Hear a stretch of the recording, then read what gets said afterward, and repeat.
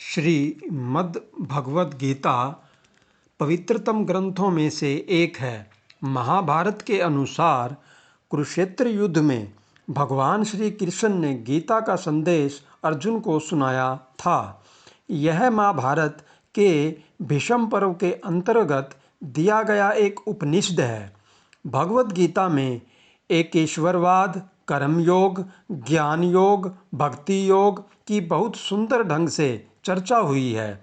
श्रीमद् भगवद गीता की पृष्ठभूमि महाभारत का युद्ध है। जिस प्रकार एक सामान्य मनुष्य अपने जीवन की समस्याओं में उलझकर की कर्तव्य विमूढ़ हो जाता है और जीवन की समस्याओं से लड़ने की बजाय उससे भागने का मन बना लेता है, उसी प्रकार अर्जुन, जो महाभारत के महानायक थे, अपने सामने आने वाली समस्याओं से भयभीत होकर जीवन और क्षत्रिय धर्म से निराश हो गए थे। अर्जुन की तरह ही हम सभी कभी कभी अनिश्चय की स्थिति में या तो हताश हो जाते हैं और या फिर अपनी समस्याओं से विचलित होकर भाग खड़े होते हैं। इसीलिए भगवान श्री कृष्ण ने जन सामान्य के लिए कर्तव्यनिष्ठ मार्ग को इंगित करने के लिए इस महाज्ञान को गीता के माध्यम से प्रस्तुत किया है। इसके अंदर 18 अध्याय हैं। पहला अध्याय अर्जुन विषाद योग, श्रीमद् भगवद गीता। पहला अध्याय श्री अर्जुन विषाद योग। भगवान श्री कृष्ण ने अर्जुन को निमित्त बनाकर समस्त विश्व को गीता के रूप में जो महान उपदेश दिया है, यह अध्याय उसकी प्रस्तावना रूप है। उसमें दोनों पक्ष के प्रमुख योद्धाओं के नाम गिनाने के बाद मुख्य रूप से अर्जुन को कुटुंब नाश की आशंका से उत्पन्न हुए मोहजनित विषाद का वर्णन है। धृतराष्ट्र बोले, हे संजय, धर्मभूमि कुरुक्षेत्र में एकत्रित युद्ध की इच्छा वाले मेरे पांडु के पुत्रों ने क्या किया? संजय बोले, उस समय राजा दुर्योधन ने व्यूह रचना युक्त पांडवों की सेना को देखकर और द्रोणाचार्य के पास जाकर यह वचन कहा, हे आचार्य, आपके बुद्धिमान शिष्य द्रुपद पुत्र धृष्टद्युम्न के द्वारा व्यूहाकार खड़ी की हुई पांडुपुत्रों की इस बड़ी भारी सेना को देखिए। इस सेना में बड़े बड़े धनुषों वाले तथा युद्ध में भीम और अर्जुन के समान शूरवीर सात्यकी और विराट तथा महारथी राजा द्रुपद, धृष्टकेतु और चेकितान तथा बलवान काशीराज, पुरुजित, कुंतीभोज और मनुष्यों में श्रेष्ठ सभ्य पराक्रमी युद्धामन्यु तथा बलवान उत्मोजा, सुभद्रापुत्र अभिमन्यु और द्रौपदी के 5 पुत्र, ये सभी महारथी हैं। हे ब्राह्मण श्रेष्ठ, अपने पक्ष में भी जो प्रधान हैं उनको आप समझ लीजिए। आपकी जानकारी के लिए मेरी सेना के जो जो सेनापति हैं उनको बतलाता हूँ। आप द्रोणाचार्य और पितामह भीष्म तथा कर्ण और संग्राम विजयी कृपाचार्य तथा वैसे ही अश्वत्थामा, विकर्ण और सोमदत्त का पुत्र भूरिश्रवा और भी मेरे लिए जीवन की आशा त्याग देने वाले बहुत से शूरवीर, अनेक प्रकार के अस्त्रों शस्त्रों से सुसज्जित और सबके सब युद्ध में चतुर हैं। भीष्म पितामह द्वारा रक्षित हमारी वह सेना सब प्रकार से अजेय है और भीम द्वारा रक्षित इन लोगों की यह सेना जीतने में सुगम है। इसीलिए सब मोर्चों पर अपनी अपनी जगह स्थित रहते हुए आप लोग सभी निसंदेह भीष्म पितामह की ही सब ओर से रक्षा करें।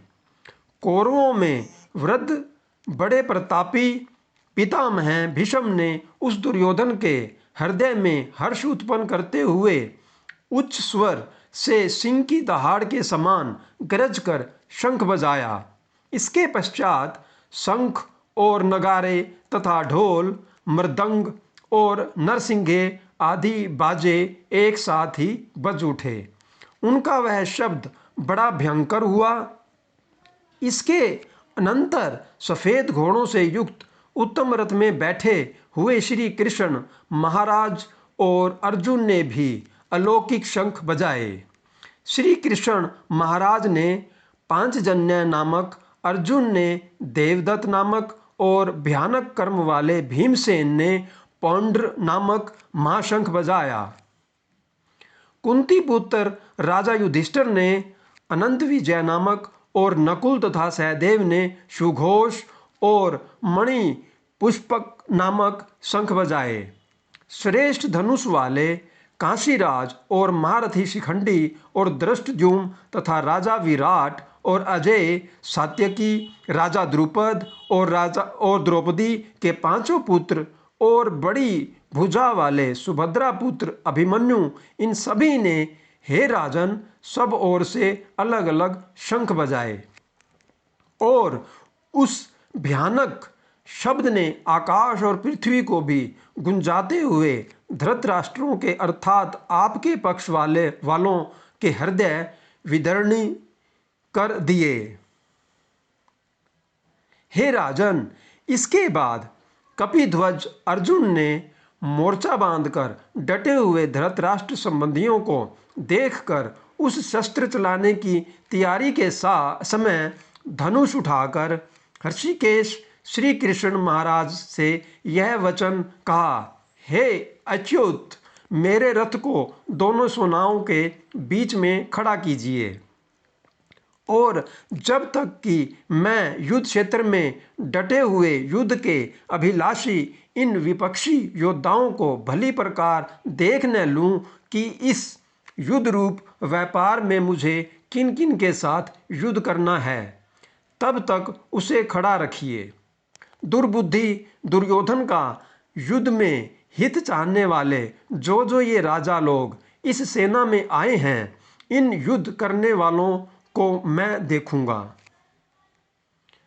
संजय बोले, हे धृतराष्ट्र, अर्जुन द्वारा इस प्रकार कहे हुए महाराज श्री कृष्णचंद्र ने दोनों सेनाओं के बीच में भीष्म और द्रोणाचार्य के सामने तथा संपूर्ण राजाओं के सामने उत्तम रथ को खड़ा करके इस प्रकार कहा कि हे पार्थ, युद्ध के लिए जुटे हुए इन कौरवों को देख। इसके बाद प्रथापुत्र अर्जुन ने उन दोनों सेनाओं में स्थित ताऊ, चाचों को, दादों, परदादों को, गुरुओं को, मामाओं को, भाइयों को, पुत्रों को, पौत्रों को तथा मित्रों को, ससुरों को और सुहृदों को भी देखा। उन उपस्थित संपूर्ण बंधुओं को देखकर वे कुंती पुत्र अर्जुन अत्यंत करुणा से युक्त होकर शोक करते हुए यह वचन बोले।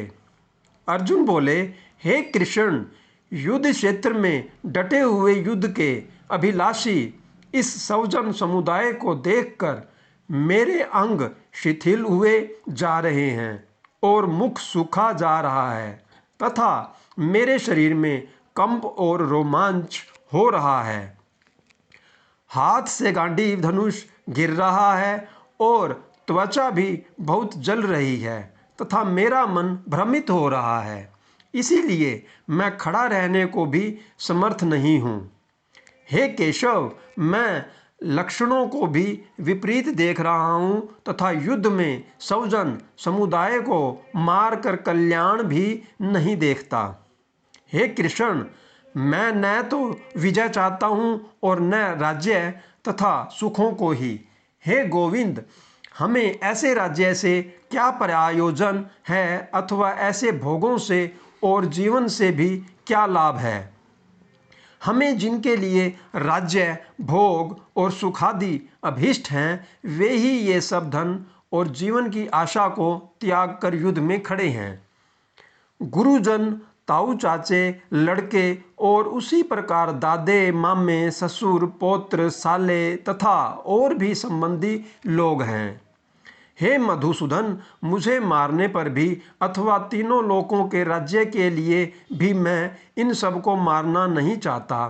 फिर पृथ्वी के लिए तो कहना ही क्या। हे जनार्दन, धृतराष्ट्र के पुत्रों को मारकर हमें क्या प्रसन्नता होगी। इन आतताइयों को मारकर तो हमें पाप ही लगेगा। अतएव हे माधव, अपने ही बांधव धृतराष्ट्र के पुत्रों को मारने के लिए हम योग्य नहीं हैं, क्योंकि अपने ही कुटुंब को मारकर हम कैसे सुखी होंगे। यद्यपि लोभ से भ्रष्टचित हुए ये लोग कुल के नाश से उत्पन्न दोष को और मित्रों से विरोध करने में पाप को नहीं देखते, तो भी हे जनार्दन, कुल के नाश से उत्पन्न दोष को जानने वाले हम लोगों को इस पाप से हटने के लिए क्यों नहीं विचार करना चाहिए। कुल के नाश से सनातन कुल धर्म नष्ट हो जाते हैं। धर्म के नाश हो जाने पर संपूर्ण कुल में पाप भी बहुत फैल जाता है। हे कृष्ण, पाप के अधिक बढ़ जाने से कुल की स्त्रियां अत्यंत दूषित हो जाती हैं, और हे वार्ष्णेय, स्त्रियों के दूषित हो जाने पर वर्ण संकर उत्पन्न होता है। वर्ण संकर लघु घातियों को और कुल को नरक में ले जाने के लिए ही होता है।